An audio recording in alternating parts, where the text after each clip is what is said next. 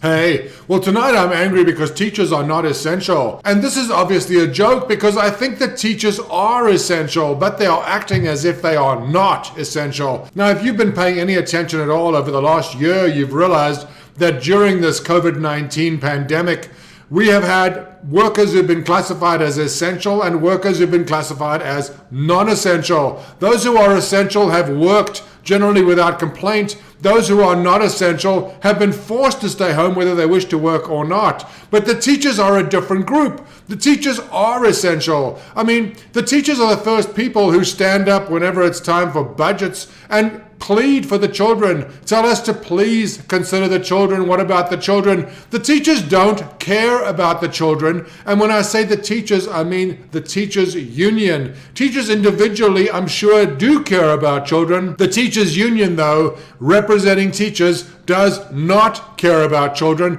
And I state this unequivocally because so many children are forced to stay home these days. So many children who either don't have Wi-Fi, don't have a parent at home to help them, don't have any help while they stay home to study, may not even be able to study at home. Nobody seems to care. You know, I took a look at the budgets of these entities. For example, the LA Unified School District, they're responsible for about 453,000 students, and the budget for the LA School District is about $7.4 billion a year. That translates to $16,000 per student. That means that the school district is getting about $500,000 per classroom. If you look at $16,000 per student and 30 students, that's about $480,000 per class per year. Chicago's even worse. Chicago has a budget of $7.84 billion.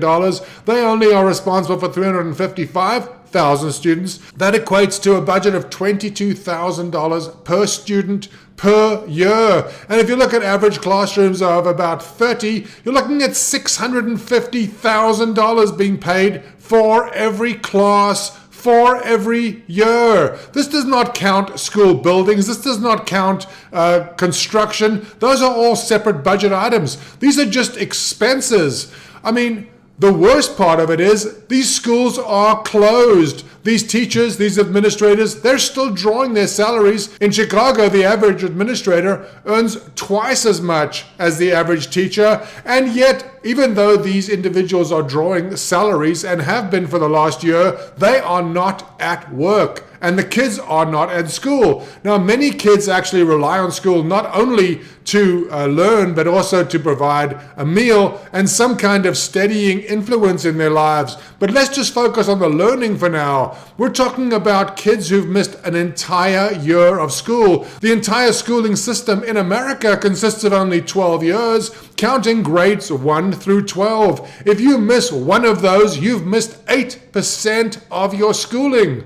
Almost 10% of your schooling has already been missed. Where are the teachers? Where are the teachers agitating for the kids to be back in class? Why are the teachers not demanding that children be back in class? I ask you, if it is about the children, why is every teacher not standing up, banging on the table and demanding that their class be back in attendance? I'll tell you why, because a lot of teachers are happy being paid and not going to work. Why? Why are teachers not essential?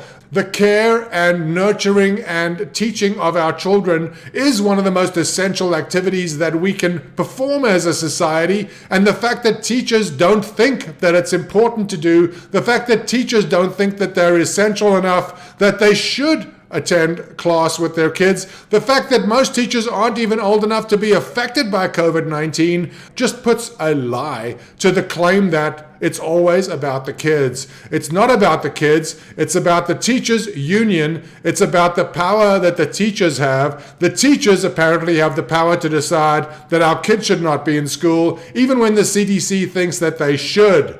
Whose side are the teachers on? They're not on our side, that's for sure. Or at least I should say, the teachers' unions are not on our side. Please, let's wake up.